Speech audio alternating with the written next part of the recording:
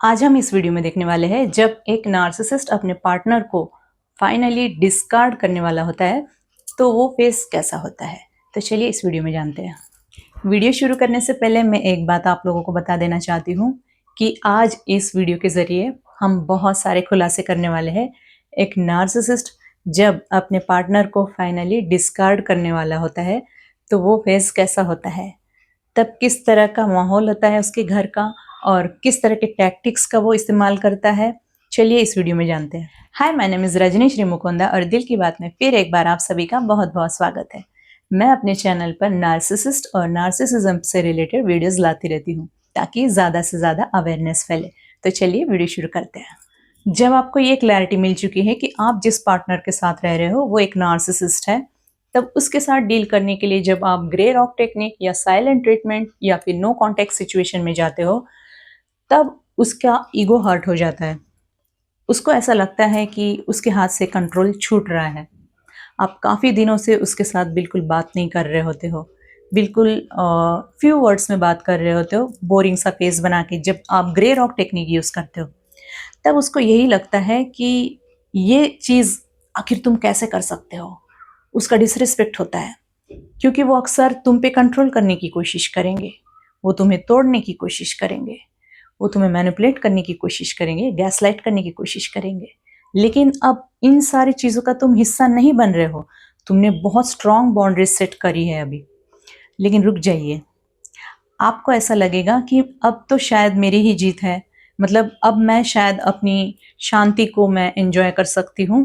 अब आपको ऐसा लगेगा कि शायद अब मैं सेफ हूँ क्योंकि मैंने ग्रे रॉक टेक्निक भी यूज़ किया है, मैं फ्यू वर्ड्स में बात कर रही हूँ, बोरिंग सा फेस है, अब वो मुझसे दूर हो जाएगा, अब मुझसे लड़ेगा नहीं, झगड़ेगा नहीं, अब मैं अपनी लाइफ में बाकी चीज़ों पे मैं फोकस कर सकता हूँ या कर सकती हूँ।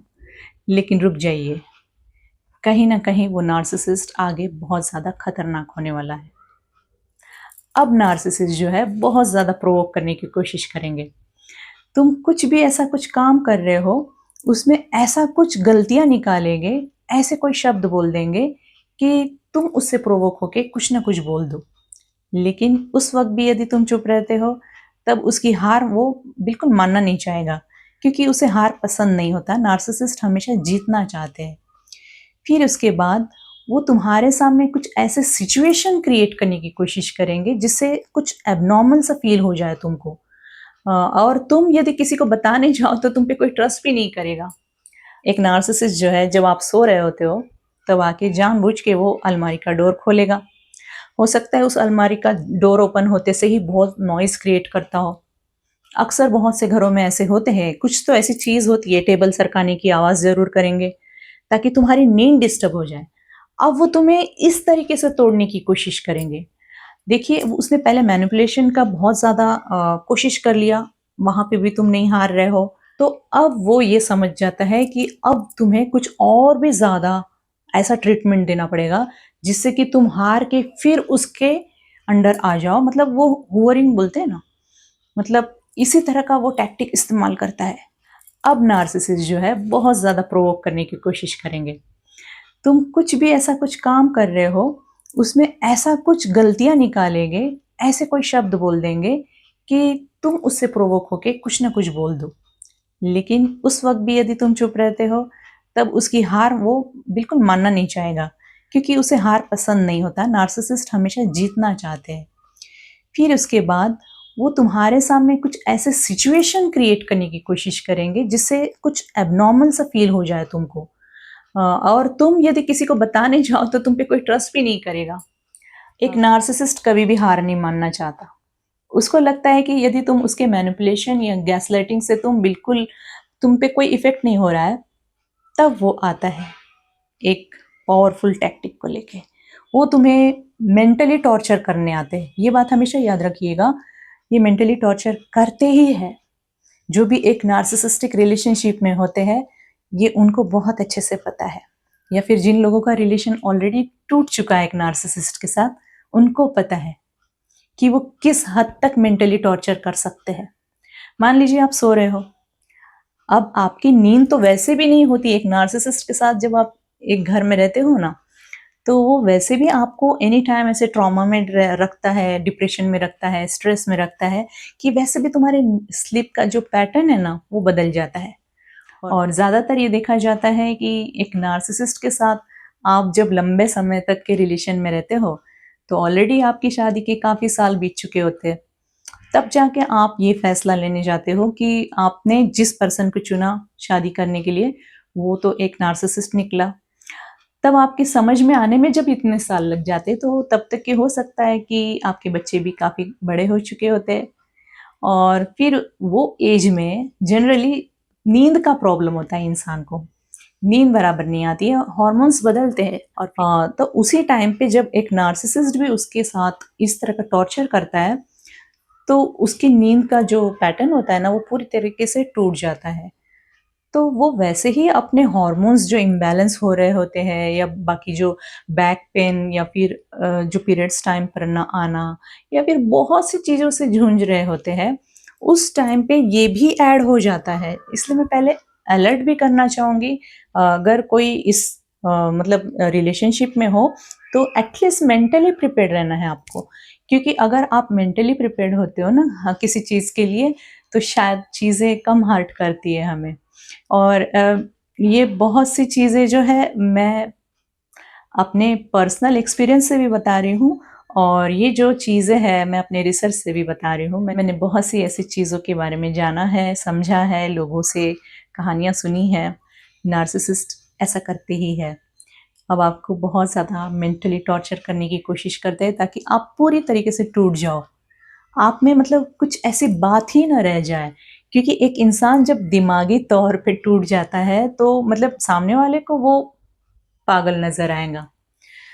तो नार्सिसिस्ट जो है बहुत गंदा गेम खेलता है फिर। अब सबसे पहले वो आपको इस तरह दिखाएगा कि आप पागल हो, आप कुछ भी बोल रहे हो, हमने तो ऐसा कुछ किया ही नहीं। आप सो रहे होते हो तो उस टाइम पे वो अचानक से आ जाएगा, कोई चेयर खींच लेगा ज़ोर से या फिर कोई मान लीजिए ग्लास ही गिरा देगा या अलमारी का दरवाज़ा खोल देगा। इतने ज़ोर से आवाज़ आएँगी कि आपकी नींद टूट जाएँगी। तब आपको लगेगा कि यार मेरी नींद तो ख़राब कर दिया इसने, तब आप कभी ना कभी तो उसको बोलोगे। तो ये एक तरह का रिएक्शन ही तो हुआ, क्योंकि आप रिएक्शन नहीं दे रहे थे ना।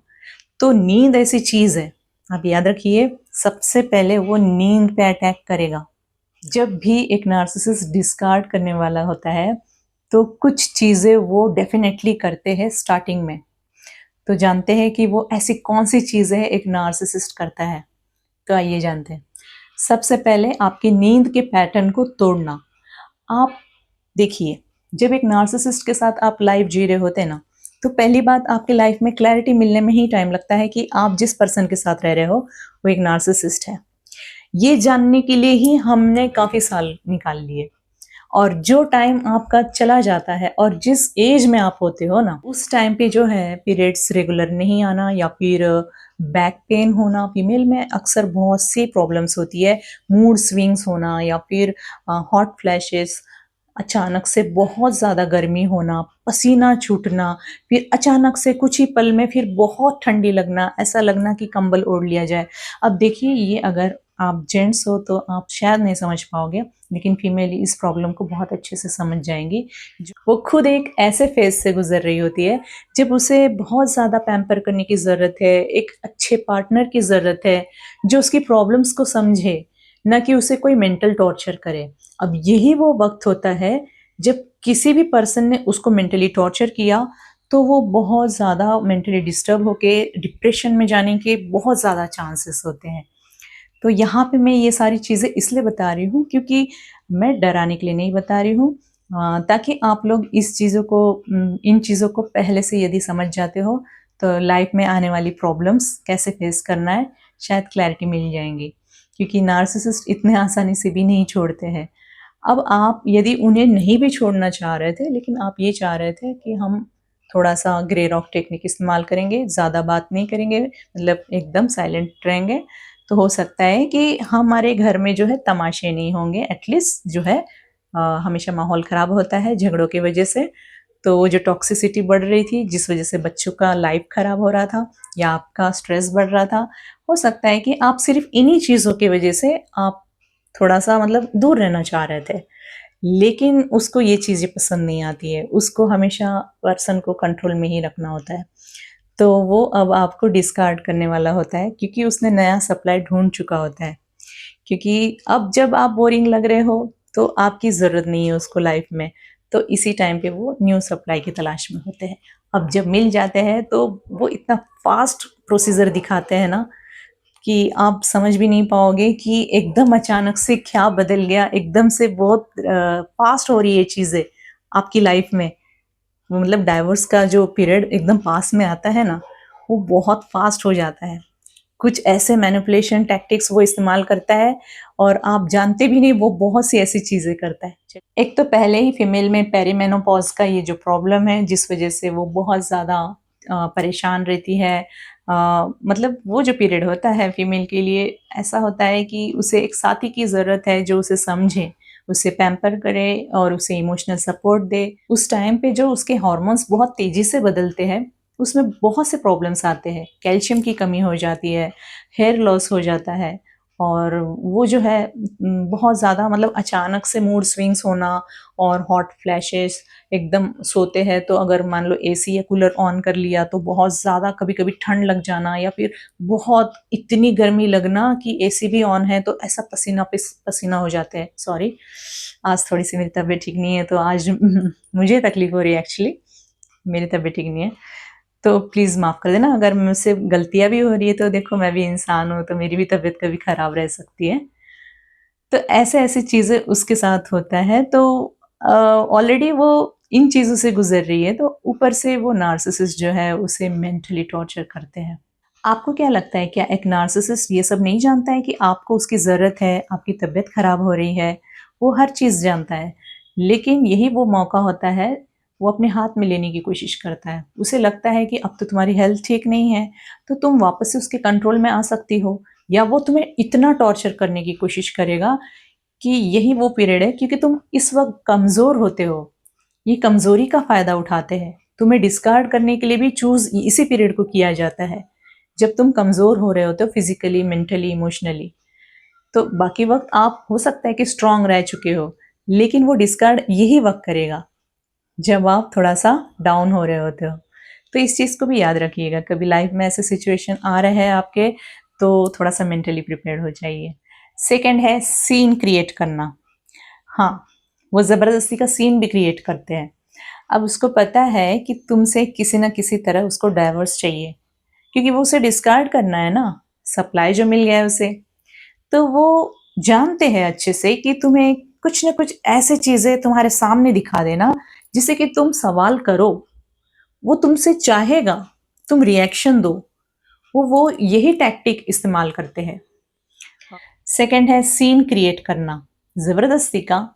मान लीजिए आप अपने बच्चों के साथ क्वालिटी टाइम स्पेंड कर रहे हो, उनके साथ बैठ के मूवीज़ एन्जॉय कर रहे हो, तो एक नार्सिसिस्ट कभी भी ये बर्दाश्त नहीं करेगा कि तुम इतने चैन से कैसे बैठ सकते हो, जबकि वो अंदर से परेशान है कि तुम परेशान क्यों नहीं हो रहे हो उसकी वजह से। नार्सिसिस्ट की यही परेशानी है, क्योंकि तुम परेशान नहीं हो रहे हो, ठीक है? तो तुम्हारा परेशान होना उसको खुशी देना होता है। तो वो ज़बरदस्ती के कुछ न कुछ ऐसे सीन क्रिएट करेंगे। ये भी बोल सकते हैं कि बच्चों की तरफ ध्यान नहीं है, जब देखो तब उनके साथ बैठ के मूवीज़ देख रहे हो, वो पढ़ाई नहीं करेंगे क्या? या फिर तुम्हें कुछ न कुछ ऐसा बोल के कि तुम्हारा किचन की तरफ ध्यान नहीं है, ये देखिए ये डब्बे कितने गंदे हैं, ये देखिए किचन में सब कुछ फैला पड़ा है, मतलब तुम सिर्फ़ मूवी देखने के लिए घर में पड़ी हो क्या? कुछ न कुछ एग्ज़ैक्टली ये वर्डिंग्स नहीं भी रह सकते, लेकिन इस तरह का सीन क्रिएट किया जाता है, बोलने का मतलब ये है। एक और एग्जाम्पल देना चाहूँगी। मान लीजिए एक नार्सिसिस्ट अपने पार्टनर के साथ जॉइंट अकाउंट बनाता है, उसके नॉलेज के बिना। जी हाँ, ऐसा भी करते हैं। वो तुम्हारे साइन कई बार ले चुके होंगे। तुम्हें पता भी नहीं है कि कहाँ-कहाँ तुमने साइन कर दिया, क्योंकि नार्सिसिस्ट के साथ तुम जब लाइफ जी रहे होते हो, तुम्हें मतलब तुम्हारी जो मेंटालिटी है ना पूरी तरीके से ब्लैंक हो जाती है। तुम कुछ खुद होके सोचने के काबिल नहीं बचते हो, क्योंकि तुम इतना बिज़ी हो जाते हो अपने लाइफ को लेके, बच्चों को लेके, घर को लेके, इन-लॉज़ को लेके, बाकी जो रिस्पॉन्सिबिलिटीज़ है उस चीज़ को लेके। तो कहीं न कहीं तुम भूल जाते हो कि खुद का भी सेफ्टी नाम की कोई चीज़ होती है। तो वो सारी चीज़ों पे तुम फ़ोकस नहीं करते हो। उसने बोल दिया यहाँ साइन कर दो, बस ये काम है। कभी बोलेगा आधार कार्ड दे दो। देखिए जब आप जान जाते हो ना कि वो एक नार्सिसिस्ट है, तो अपने जो ओरिजिनल डॉक्यूमेंट्स होते हैं ना, कभी भी मत दीजिएगा, कभी मत दीजिएगा। नार्सिसिस्ट अक्सर लोन लेने के लिए अपने पार्टनर के साथ जॉइंट अकाउंट भी बनाते हैं। अगर मान लीजिए उसने लोन पे नहीं किया तो वो पूरा आप पे आ सकता है आगे जाके, या फिर कुछ भी फ्रॉड हुआ तो तुम्हारे भी बैंक अकाउंट्स पे इसका असर पड़ सकता है। तो वो बिना किसी नॉलेज के तुम्हारा जॉइंट अकाउंट बना देता है। तब ये जान के तुम तो ज़रूर सवाल पूछोगे, और वो उस वक़्त आपके सामने ऐसे डिस्प्ले में रखेंगे, जिस वक़्त आपको ऐसा लग रहा है कि मुझे नार्सिसिस्ट से अब दूर रहना है, बात नहीं करना है। तो नार्सिसिस्ट फिर से तुम पे कंट्रोल पाने के लिए, तुम्हारा रिएक्शन पाने के लिए, वो उन चीज़ों को ही सामने लाएगा अक्सर। जो चीज़ तुम्हें पता नहीं थी इतने दिनों से, वो हर चीज़ वो सामने रख के वो ऐसा शो करेगा कि जैसे उसको पता ही नहीं, वो कैजुअली उसने रख के चला गया। वो इतना सिंपली ले रहा था वो चीज़, जैसे कि वो उतना मायने नहीं रखती, मैटर नहीं करता था।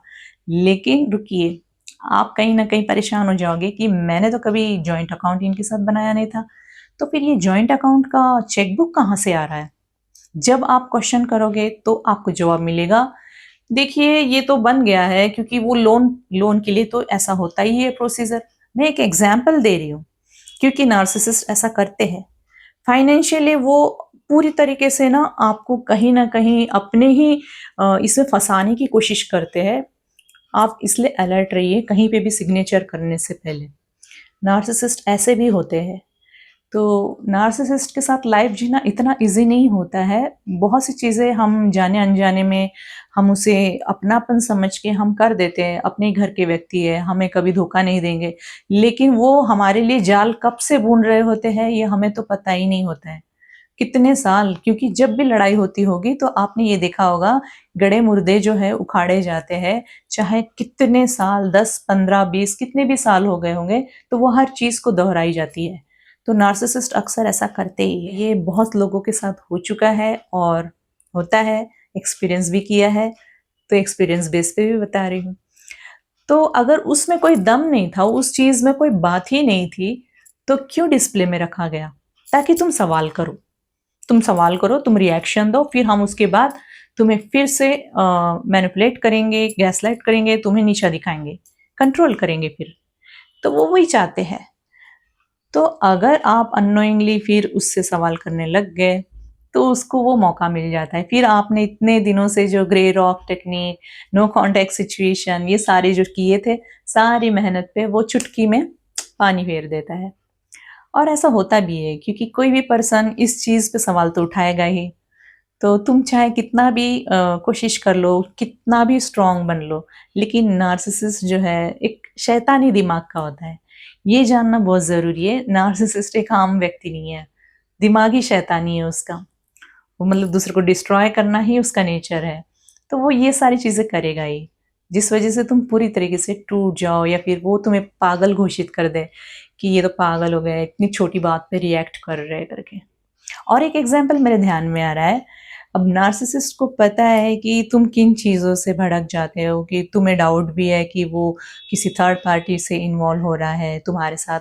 अब वो धीरे-धीरे बहुत दूर होते जा रहा है। हो सकता है कई सालों से फिज़िकल कॉन्टैक्ट भी नहीं रहा, कुछ भी नहीं रहा, कोई किसी तरह का इमोशनल तो वैसे भी नहीं रहता है नार्सिसिस्ट के साथ। थोड़ा बहुत जो फिज़िकली एक-दूसरे से जुड़े होते हैं, वो चीज़ भी पूरी तरीके से टूटना शुरू हो जाती है नार्सिसिस्ट के साथ। तो वो इस चीज़ का फ़ायदा ज़रूर उठाएगा। अब एक एग्ज़ाम्पल बताती हूँ। अब मान लीजिए उसके पास कोई कार है, वो बहुत ही ट्रांसपेरेंट मिरर्स पहले हुआ करते थे, लेकिन जब उसको पता है कि तुम कोई रिएक्शन नहीं दे रहे हो, तुमसे रिएक्शन चाहिए, तो वो अचानक से कार सर्विसिंग के लिए डाल के उसके मिरर्स को पूरे डार्क बना देगा। ताकि उसके तुम्हारे मन में डाउट्स आ जाए। मतलब वो एग्ज़ैक्टली यही चीज़ करेगा करके मैं नहीं बता रही हूँ, हर नार्सिसिस्ट अलग-अलग मतलब चीज़ें करते हैं। तो ये भी एक पैटर्न है, मैं आपको पैटर्न बता रही हूँ, ठीक है? तो आप ये बोलोगे कि क्या ऐसा ही करेगा, हमारा पार्टनर भी ऐसे ही करेगा, ऐसा नहीं होता है। ये पैटर्न्स हैं, नार्सिसिस्ट के पैटर्न्स ऐसे ही होते हैं, मतलब वो जानबूझ के कुछ ऐसा क्रिएट करते हैं, सीन क्रिएट करना इसे ही कहते हैं ना, कि जब कुछ था ही नहीं लेकिन तुम अचानक से एकदम से मिरर्स को पूरे डार्क ब्लैक, जेट ब्लैक कर रहे हो ताकि अंदर में बैठा कोई व्यक्ति दिखाई ही ना दे, और तुम्हारे माइंड में बहुत सी ऐसी बातें आए कि जब ये घर से बाहर रहते हैं, घर आने में इतना वक्त लगा देते, हो सकता है उनकी ट्रांसफ़र हो रखी है, हफ्ते में बस एक बार आ रहे हैं, तो तुम्हारे माइंड में क्या आएगा सबसे पहले? वही आएगा ना? जी, सही समझ रहे हो, वही आएगा।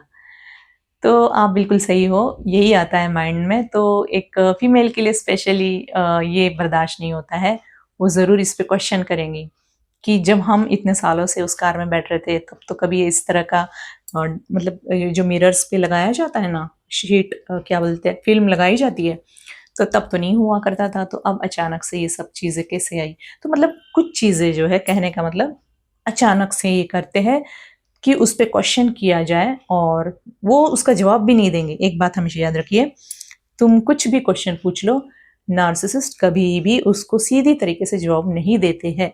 उसको पूरा ऐसा गोल घुमा के आपके क्वेश्चन को ट्विस्ट करते हैं। ये क्वेश्चन को ट्विस्ट करने में बहुत माहिर होते हैं नार्सिसिस्ट। तो वो आपका क्वेश्चन जो है वो साइड हो जाएगा, लेकिन जो है वो क्वेश्चन पे क्वेश्चन करेगा। समझ रहे हो? हर बात में नार्सिसिस्ट क्वेश्चन पे क्वेश्चन करता है, क्योंकि लॉजिकली वो तो बिल्कुल जवाब नहीं दे पाता है, उसके पास कोई जवाब नहीं होता है। तो फिर उसके बाद जब तुम कुछ और पूछने की कोशिश करोगे, तो सीधा वो डिस्कार्ड करने की कोशिश करेगा। मतलब ऐसे छोटी-छोटी चीज़ों पे वो डिस्कार्ड करने की बात करेगा, यानी कि मुझे दे दो तलाक, तुम्हारे साथ नहीं रहना है। क्योंकि तुम्हारे साइड से जो है कोई पॉइंट नहीं मिल रहा है। पॉइंट ना मिलने की वजह से वो ऐसे-ऐसे पॉइंट्स के सर्च में रहता है, क्योंकि ऑलरेडी उसने फ्लाइंग मंकीज़ एनेबलर्स को तुम्हारे पीछे लगा चुका होता है, क्योंकि अब डिस्कार्ड फेज़ में है, क्योंकि अब तुम बोरिंग लग रहे हो और उसे न्यू सप्लाई भी मिल चुका है। तो ऐसे में अब उसको सीन तो क्रिएट करना ही पड़ेगा ना। सीन क्रिएट नहीं करेगा तो वो क्या रिएक्शन दिखाएगा, लोगों से क्या कहेगा? कुछ तो दिखाना पड़ेगा उसको।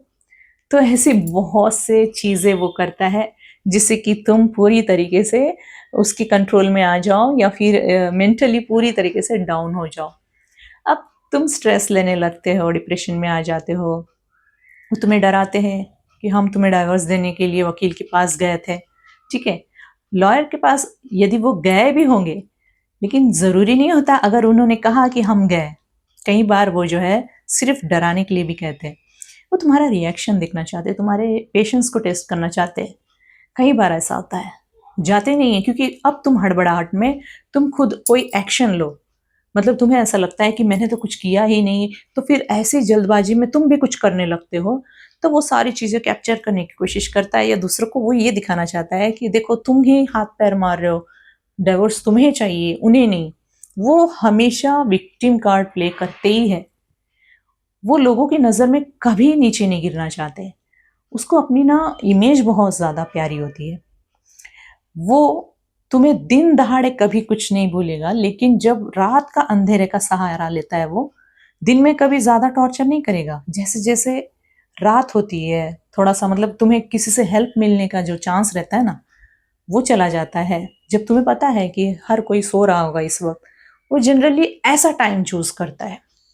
मान लीजिए कुछ अगर उसको ये चीज़ें भी बोलना है कि मुझे डिवोर्स चाहिए या फिर मैंने वकील से ये बात कर ली है, तो ऐसी चीज़ों को भी वो रात में बोलने की कोशिश करेगा। कभी बहुत ज़्यादा प्रोवोकिंग बातें रहती है, झगड़े की बातें रहती है, वो रात का सहारा अक्सर लेते हैं नार्सिसिस्ट, क्योंकि उस रात में तुम किसी से हेल्प लेने जा नहीं सकते हो, मजबूर होते हो, तुम्हें टॉर्चर करना ईज़ी हो जाता है, मैनिपुलेट करना ईज़ी हो जाता है। और रात का सहारा नार्सिसिस्ट अक्सर इसलिए भी लेते हैं, क्योंकि रात ही वो वक़्त है जब एक नार्सिसिस्ट को अच्छे से पता है अब मैंने इसे टॉर्चर किया तो इसकी पूरी रात खराब हो जाएगी और इसे रात में नींद नहीं आएगी, और वो यही चाहता है। अब यहाँ पे अगर कोई मेल है तो प्लीज़ ऐसा मत सोचिए कि मैं सिर्फ फीमेल के बारे में क्यों बोल रही हूँ, ठीक है? दोनों के लिए लागू होता है। तो रात का सहारा लेते हैं ये लोग, रात में ही टॉर्चर ज़्यादा करते हैं नार्सिसिस्ट लोग। तो रात में अब आपकी नींद तो खराब हो जाएगी, फिर उसके बाद तुम डिप्रेशन में जाने लगोगे।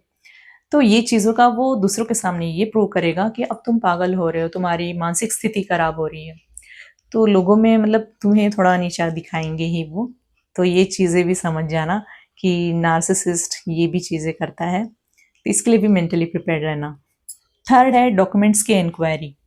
नार्सिसिस्ट अक्सर तुम्हें छोड़ने से पहले ये देखना चाहेगा कि तुम्हारे पास किस किस तरह के डॉक्यूमेंट्स हैं। वो किसी ना किसी वे में इंक्वायरी करेगा, पूछेगा, या फिर ये भी बोल सकता है तुम्हारे ओरिजिनल डॉक्यूमेंट्स की ज़रूरत है डाइवोर्स के लिए, तो मुझे ये दे दो। कभी नहीं देना है, ठीक है? क्योंकि तुम जो है पहला कदम नहीं उठा रहे हो। नार्सिसिस्ट को कभी भी डिस्कार्ड खुद से करना होता है। जिस दिन तुम खुद से डिस्कार्ड करने की कोशिश करते थे, तो वो कभी तुम्हें डिवोर्स नहीं देगा। हर बार वो जो है उसी रिलेशन में तुम्हें कंट्रोल में ला लेगा। कुछ ना कुछ ऐसे पैंतरे आजमाएगा, वो माफ़ी भी मांगेगा, लव बॉम्बिंग करेगा, फिर तुम उसके रिलेशन में फिर से वापस आ जाओगे। लेकिन जब उसे डिस्कार्ड करना होता है, उसकी नज़र में डिस्कार्ड सिर्फ वही कर सकता है, तुम नहीं कर सकते हो। उसके लिए वो बहुत ज़्यादा मतलब पेनफुल रहता है, या फिर उसके लिए बहुत ज़्यादा इंसल्टिंग रहता है कि तुम कैसे उसे डिस्कार्ड कर सकते हो। इसलिए ये जो डिस्कार्ड वाला फेज़ है, हमेशा नार्सिसिस्ट ही ज़्यादा करता है।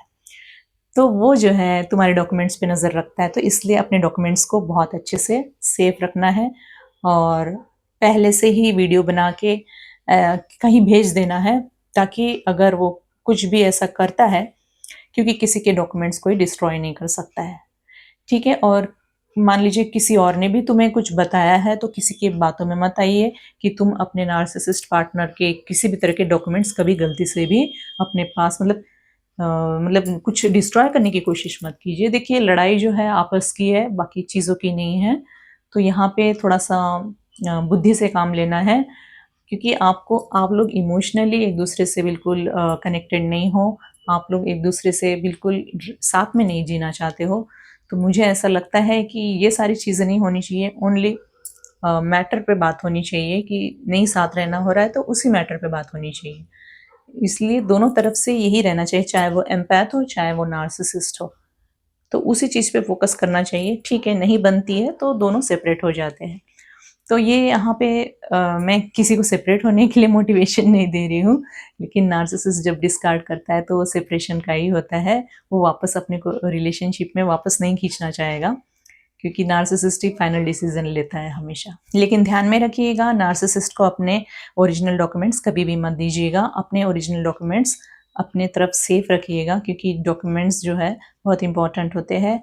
और अगर उसने मान लीजिए गलती से भी वो तुम्हारे डॉक्यूमेंट्स को छुपाया, या फिर कुछ भी डिस्ट्रॉय करने की कोशिश किया, तो उस पे केस हो सकता है और उसकी नौकरी भी जा सकती है, ठीक है? सबसे इम्पॉर्टेंट बात तो हम बताना ही भूल गए। नार्सिसिस्ट डिस्कार्ड करने से पहले अपने बच्चों को लॉलीपॉप थमाता है। लॉलीपॉप किस रूप में? Gadgets, gifts. देखिए, अब उसको पता है कि कुछ तो बड़ा वो करने वाला है, तो बच्चों को कैसे अपने साइड किया जाए? इमोशंस तो उसमें होते नहीं है। मैंने पहले भी बताया, नार्सिसिस्ट में इमोशंस नहीं होते। तो वो जो है अपना पैसों का इस्तेमाल करता है। वो बच्चों को गैजेट्स लेगा, जैसे कि फ़ोन हो गया, लैपटॉप हो गया, और कुछ भी हो सकता है, ठीक है? तो वो चीज़ें पाकर बच्चे खुश रहते हैं। अब अगर मोबाइल मिल गया, जिस बच्चे के पास फ़ोन ही नहीं था उसको फ़ोन मिल गया है, जिसके पास लैपटॉप नहीं था उसको लैपटॉप मिल गया है। इन्हीं चीज़ों में वो उलझे रहते हैं। वो चाहता भी वो है कि वो एंगेज रहे, वो ध्यान न दे। अब तुम्हारे इमोशंस पे और भी ज़्यादा असर होना शुरू हो जाता है। अब तुम यहाँ पे बहुत ज़्यादा परेशान हो रहे हो, डिप्रेशन का शिकार हो रहे हो, और यहाँ तुम्हारे बच्चे जो है फ़ोन में उलझे हैं, लैपटॉप में उलझे हैं, बाकी किसी चीज़ में उलझे हैं, तो तुम्हें कहीं न कहीं वो पूरी तरीके से तोड़ने की कोशिश की जाती है। तो सँभल के रहिएगा, वो ऐसे भी करते हैं। क्योंकि नार्सिसिस्ट तुमको अकेला करना चाहता है कि बच्चे भी तुम्हारे साथ ना रहे उस टाइम पे, जिस टाइम पे तुम्हें इमोशनल नीड है। बच्चों से कुछ बातें शेयर करने की ज़रूरत है। तुम टॉर्चर हो रहे हो, अंदर से बहुत हर्ट हो रहे हो, तुम्हें ज़रूरत है किसी से शेयर करने की। वो बच्चों को भी तुमसे दूर करने की कोशिश करेंगे, और उसे पता है कि अब तो डिस्कार्ड करना है। बच्चों को इसी ज़रिए वो अपनी ओर खींचना चाहेगा, ताकि बच्चों को भी थोड़ा, अब वो परेशान हो जाए। बच्चे भी ये सोचे कि अभी हमने गिफ्ट्स लिया, मतलब इनके पास से ये गिफ्ट लेने के बाद हम इन्हें कैसे बुरा बोल सकते हैं। एक नार्सिसिस्ट अपनी साइड सेव करने के लिए बच्चों के भी साथ गेम प्लान करता है। बच्चे तो बच्चे होते हैं, बच्चों को उतनी समझ होती नहीं है, लेकिन नार्सिसिस्ट ऐसे ही होते हैं। फिफ्थ है डिस्कार्ड फेज। अब यहाँ पे एक नार्सिसिस्ट जो है अपने द्वारा रिक्रूट किए गए फ्लाइंग मंकीज और एनेबलर्स को तुम्हारे पीछे लगा देते हैं। अब वो ये देखना चाहते हैं कि तुम उसके मैनिपुलेशन से डर रहे हो, या फिर तुम अभी भी स्ट्रांग हो। तो वो ये देखना चाहता है कि तुम किससे मिल रहे हो, तुम बाहर जा रहे हो तो क्या पहन के जा रहे हो, या तुम बहुत ज़्यादा कॉन्फिडेंट लग रहे हो या बहुत ज़्यादा डरे हुए लग रहे हो। अब तुम ये भी नहीं जानोगे कि तुम्हारे ही आस-पड़ोस में कोई ऐसे व्यक्ति होंगे कि जो उन्हें टाइम-टाइम पे अपडेट कर रहे होते हैं। कई बार जो है दुश्मन बहुत पास का होता है, दूर जाने की कोई ज़रूरत नहीं। कई बार ये भी होता है कि तुम्हारे खुद के रिलेटिव्स हो सकते हैं, जो उसे अपडेट देते रहते हैं। हो सकता है इन-लॉज़ में से जिसे तुम बहुत ज़्यादा अच्छा समझ रहे हो, वो कहीं न कहीं उसके साथ जुड़ा हुआ है। वो तुम हर चीज़ उससे शेयर कर रहे हो और वो हर चीज़ उसके साथ शेयर कर रहा है। तो नार्सिसिस्ट ये ज़रूर करेगा और उसको हमेशा तुम्हारे खिलाफ कोई ना कोई एविडेंस जमा करना रहेगा। तो अक्सर वो फ़ोन को तुम्हारे इर्द-गिर्द रखने की कोशिश करेंगे। तुम्हें प्रोवोक करने के बाद तुम्हारे रिएक्शन को कैप्चर करने की ज़रूर कोशिश करेंगे। क्योंकि नार्सिसिस्ट जो है तुम्हारी कमज़ोरी को भाँप लेते हैं कि कौन-सी चीज़ तुम्हें ट्रिगर कर जाती है। तो वो ऐसा टाइम है डिस्कार्ड फ़ेज़ में क्या होता है, वो फ़ोन अक्सर तुम्हारे आस-पास कहीं रख देते हैं। वो तुम्हें इस कदर प्रोवोक करते हैं कि तुम कुछ न कुछ उसको बोल दो, वो कैप्चर कर ले रिएक्शन को।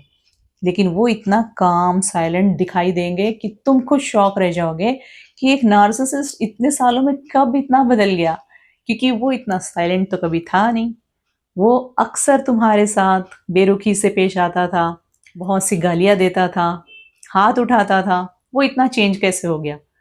मतलब दुनिया वालों को तो अब तक पता ही नहीं था क्योंकि वो एक कोवर्ट नार्सिसिस्ट था, ठीक है? ख़ास तौर से जब एक कोवर्ट नार्सिसिस्ट की बात होती है ना, उसके साथ रिलेशन टूटना बोले तो बहुत मुश्किल होता है क्योंकि ये एक बहुत ज़्यादा साइकोलॉजिकल वॉर हो जाता है ये।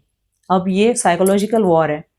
अब दोनों में इतना बहुत महायुद्ध चल रहा होता है कि एक पर्सन जो है उस पे अटैक कर रहा है, दूसरा डिफ्यूज़ कर रहा है, इस टाइप का वॉर है। तो डिस्कार्ड फ़ेज़ में अक्सर एक नार्सिसिस्ट जो है तुम्हारा डर देखना चाहता है कि तुम उसके इन पैंतरों से डर रहे हो या फिर तुम किसी से मिल रहे हो मदद के लिए, कहाँ जा रहे हो। तो ये सारी चीज़ें जो है उसको एक मतलब एक एविडेंस के रूप में वो जमा करना चाहता है, तुम्हारे खिलाफ यूज़ करने के लिए। वो जानबूझ के तुम्हें कुछ ऐसे प्रोवोकिंग वर्ड्स बोलेगा या कुछ ऐसे बेतुकी सी बातें करेगा जिससे तुम गुस्सा आके कुछ भी बोल दो, और बोल दो तो वो चीज़ें वो कैप्चर कर ले क्योंकि उसके पास कोई पॉइंट्स नहीं होते हैं कि क्यों तुम्हें डाइवोर्स दिया जा रहा है। लेकिन अभी उसे सप्लाई मिल चुका है, जब उसे सप्लाई मिल जाता है तो तुम्हें कुछ न कुछ बहाना बना के तुम्हें डिस्कार्ड करना ही होता है उसे। हालाँकि तुमने काफ़ी साल पहले ये काम कर चुके होंगे। हो सकता है कि तुम उससे परेशान थे और बहुत परेशान होने के बाद तुमने कई बार उसे डाइवोर्स करने के लिए बोला भी होगा। लेकिन उसने कभी डाइवोर्स नहीं दिया होगा क्योंकि नार्सिसिस्ट इतना ईज़िली डाइवोर्स नहीं देते हैं, जब तक वो खुद से रिजेक्ट ना करें। क्योंकि उनको वो रिजेक्ट यदि खुद से करते हुए नज़र आता है, तब उनके अंदर का वो जो पावर वाली बात होती है ना, कि हम पावरफुल हैं, तो ये चीज़ उनके ईगो को बूस्ट करता है। तो ये याद रखिएगा, नार्सिसिस्ट तुम्हारे डाइवोर्स कहने पर कभी डाइवोर्स नहीं देते हैं। उसके माइंड में जब डाइवोर्स की बात आती है, जब वो सोचता है कि उसको डाइवोर्स देना ही है, तुम्हें डिस्कार्ड करना ही है, तुमसे अलग होना ही है और नए पार्टनर के साथ शायद लाइफ भी बिताना है। जो कुछ भी होगा उसके माइंड में, वो दूर की बात है। लेकिन जब डिस्कार्ड करना होता है, तो वो खुद से ही डिस्कार्ड करेगा और खुद को विक्टिम कार्ड प्ले करके। लेकिन इसमें डरने वाली बात नहीं है क्योंकि नार्सिसिस्ट अक्सर ऐसा ही होते हैं। अपने पार्टनर को तोड़ने के लिए वो कैरेक्टर पे भी उँगलियाँ उठाते हैं, उसे नीचा दिखाते हैं और वो फाइनेंशियली भी अब्यूज़ करते हैं क्योंकि नार्सिसिस्ट ऐसे ही होते हैं।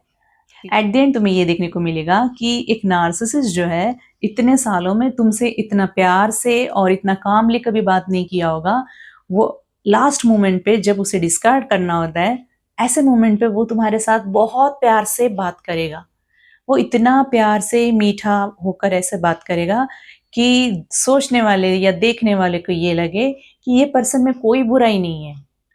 और फिर तुम अंदर ही अंदर परेशान होते रहोगे कि मैं इतने सालों से जब इस चीज़ के पीछे पड़ी हुई थी या पड़ा हुआ था कि मैं खुद नहीं रहना चाहता था इसके साथ, तब इसने मुझे कभी जाने नहीं दिया, किसी न किसी वे में मुझे कंट्रोल करके रखा और अचानक से ऐसी कोई भी बात नहीं हुई है, ना कोई इतना बड़ा इश्यू हुआ है, ना कोई इतना बड़ा मैटर हुआ है, अब अचानक से तुम्हें डिस्कार्ड क्यों किया जा रहा है? ये सवाल सवाल ही रह जाते हैं, इसका जवाब तुम्हें बाद में मिलेगा, डाइवोर्स के बाद। क्योंकि बहुत सी चीज़ें जो है नार्सिसिस्ट छुपाते हैं कि उन्हें लाइफ में एक थर्ड पर्सन को लाना होता है, तब वो इतना इजीली डिवोर्स देने की सोचते हैं। अदरवाइज नार्सिसिस्ट डिवोर्स देने की नहीं सोचते हैं। देखिए, जब एक एम्पैथ परेशान होकर डाइवोर्स की मांग करता है तो उसका पार्टनर जो है उसे कभी डाइवोर्स नहीं देता है। लेकिन जब एक नार्सिसिस्ट तुम्हें डिस्कार्ड करना चाहेगा तो दूध में की मक्खी की तरह ऐसे निकाल फेंकेगा। वो ऐसा जताएगा कि तुम्हारी कोई वैल्यू ही नहीं है। तुम्हें ऐसा फील होने लगेगा कि ये वही पर्सन है क्या जो कुछ दिनों पहले मेरे साथ जैसा ट्रीट करता था। आज हम इतनी सारी चीज़ें इसलिए डिस्कस कर रहे हैं क्योंकि आपको क्लैरिटी मिलनी चाहिए। क्योंकि आप नार्सिसिस्ट के साथ डील कर रहे हो तो काफ़ी सारे वीडियोस बनते हैं इस चीज़ पर, लेकिन लाइफ को लेके क्लैरिटी मिलनी चाहिए कि अगर एक नार्सिसिस्ट के साथ जब तुम ग्रे रॉक टेक्निक या बाउंड्री सेट करना या नो कॉन्टैक्ट सिचुएशन में या साइलेंट ट्रीटमेंट इस तरह के देते हो, तो नार्सिसिस्ट तुम्हारे साथ आगे क्या कर सकता है। अब तुम्हें क्लैरिटी मिल चुकी होगी कि नार्सिसिस्ट ये भी कर सकता है। तब तुम मेंटली प्रिपेयर्ड रहोगे। तुम्हारे साथ कुछ भी होगा तो एटलीस्ट तुम्हें ये समझ में आएगा कि हम इस चीज़ के लिए पहले से मेंटली प्रिपेयर्ड थे कि नार्सिसिस्ट यही कर सकता है, इससे ज़्यादा उसके पास कुछ है ही नहीं। ठीक है? तो वो पहली बात आपको याद रखना है कि वो पूरी तरीके से मेंटली टॉर्चर करते ही है। तुम्हारी तबीयत खराब होना शुरू हो जाएँगी। मतलब ऐसा फ़ील करोगे कि पता नहीं ना जाने कितने दिनों से बीमार हो। तुम्हारी एनर्जी ड्रेन हो जाएँगी पूरी तरीके से। लेकिन तुम्हें अपने सराउंडिंग में या फिर अपने फैमिली मेंबर में कुछ ऐसे पर्सन्स होते हैं। देखो, मैं आपको इसका सॉल्यूशन भी बता रही हूँ तो आप ध्यान से सुनिएगा। अपने फैमिली मेंबर में सिर्फ और सिर्फ ऐसे पर्सन से बात कीजिएगा जो बहुत पॉजिटिव वे में तुम्हें मोटिवेट कर सकते हैं। ठीक है? या फिर थोड़ा सपोर्ट कर सकते हैं। देखिए, फाइनेंशियली सपोर्ट करना तो दूर की बात है, मैं उसकी बात नहीं कर रही हूँ, वो बाद में आता है। आपको सबसे पहले इस वक़्त इमोशनली स्टेबल होने की ज़रूरत रहती है। और जब ऐसा आपके लाइफ में कोई फ़ेज़ आता है, तो आप अपने बहुत ही करीबी लोग जो ठीक है, उस उन चीज़ों में इन्वॉल्व होने के लिए नहीं, एटलीस्ट तुम्हारा दिमाग जो है काबू में रहे तुम्हारे, क्योंकि वो तोड़ रहा है तुम्हें अंदर से। देखिए, जो गलतियाँ जो बहुत सारे लोग करते हैं, एम्पैथ करता है नार्सिसिस्ट के सामने, ये बहुत कॉमन चीज़ होती है। मैं आपसे शेयर करना चाहूँगी कि नार्सिसिस्ट जब फाइनली वो डिस्कार्ड करने वाला होता है, तो वो बहुत हाई लेवल का टॉर्चर करता है। इतना मेंटल टॉर्चर करता है कि सामने वाले को पूरा तोड़ के रखता है। तो वो जो है प्रोवोक होके फिर वो कुछ न कुछ ऐसी बातें या फिर कुछ ऐसी हरकतें कर ही देते हैं एम्पैथ जो है। तो आपको मेंटली पहले बहुत ज़्यादा स्ट्रॉन्ग बनना होगा। मतलब उसकी जो चीज़ें हैं ऐसा समझना है कि वो एक पागल व्यक्ति है, वो बस बोलेगा, उसके दिमाग में जो आया वो बोल देगा। देखिए, ये वीडियो जो है मोटिवेशन पर्पज़ से बनाया गया है और अवेयरनेस पर्पज़ से बनाया गया है, किसी को डराने के लिए नहीं। क्योंकि नार्सिसिस्ट के साथ यदि आपको डील करना है तो ये चीज़ों को भी फेस करना होगा जब आप डिस्कार्ड फेज़ में होते हो। तो अगर ये चीज़ें पहले से आप लोग को पता चल जाती है तो शायद आप इतने घबराओगे नहीं। बहुत मतलब टॉर्चर वाला ही मंज़र होता है ये। आप मतलब मैं बता नहीं सकती हूँ कि कितना तकलीफ़ होता है, कितनी तकलीफ़ों का सामना करना पड़ता है। क्योंकि वो बहुत ही कूल बन के और बहुत ही कामली ये सारी चीज़ें कर रहा होता है, नार्सिसिस्ट जो है। और आपको ऐसा मतलब लगेगा कि आप कितना परेशान हो रहे हो। आप जो है ना बहुत ज़्यादा टेंशन ले लेते हो, अपनी हेल्थ ख़राब कर देते हो। तो आपको अपनी हेल्थ नहीं ख़राब करनी है, अपने डाइट का स्पेशल ध्यान रखना होगा, पानी ज़्यादा पीना होगा ऐसे सिचुएशन में, क्योंकि ये वो सिचुएशन है कि आप थोड़ा-सा अंदर से डरे हुए होते हो, तो थोड़ा-सा पानी की मात्रा बहुत कम हो जाती है, पसीना आने लगता है आपको, क्योंकि अब आपको अपने लाइफ़ को लेके थोड़ा-सा क्लैरिटी नहीं मिलती है, आपको लगता है कि आगे क्या होगा, मेरा क्या होगा? क्योंकि डाइवोर्स वो चीज़ है, एक फीमेल के लिए स्पेशली, फीमेल अक्सर डर जाती है कि उसके पास अब कुछ नहीं है, क्योंकि काफ़ी साल हो गए अब शादी को, सपोर्ट के लिए कोई नहीं है। वो अकेले से फिर खुद से खड़ा होना है उसको, ज़ीरो से स्टार्ट करना है हर चीज़ उसको। और इस एज में ज़ीरो से स्टार्ट करना एक फीमेल के लिए बहुत चैलेंजिंग होता है, क्योंकि देखिए, मोरली कोई भी सपोर्ट कर देगा लेकिन फाइनेंशियली हम किसी पे डिपेंड नहीं रह सकते हैं, ठीक है? वो भी कर देते हैं लेकिन हमें खुद को नहीं अच्छा लगता है कि हम किसी और पे फाइनेंशियली डिपेंड रहें। तो आपको पैसा कमाना इतना मुश्किल नहीं है, आप छोटा मोटा कुछ ना कुछ अर्निंग कर ही लोगे, लेकिन यहाँ से स्ट्रांग रहना बहुत ज़्यादा ज़रूरी है दिमाग से। आप एक बार मेंटली स्ट्रांग रहोगे तो आप कुछ भी कर सकते हो। बस आपको ये चीज़ों से गुजरना होता है, तो ये टाइम बस निकल जाए आपका, आप ऊपर वाले पे बहुत ज़्यादा बिलीव करोगे और ऊपर वाला जो है हमेशा अपने चाहने वालों की बात सुनते ही है और उनके साथ अक्सर होते ही है।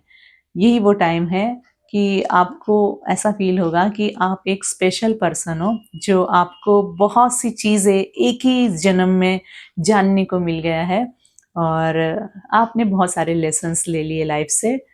जो चीज़ें जो है आपका नॉलेज है, वो बहुत सारे लोगों को वो चीज़ें पता नहीं होती है। अब दूसरों की साइकोलॉजी तुम बहुत अच्छे से जानने लगोगे। जब आप एक नार्सिसिस्ट से छुटकारा मिल जाएगा, वो दूसरों की साइकोलॉजी ईज़िली आप रीड करने लगोगे, ठीक है?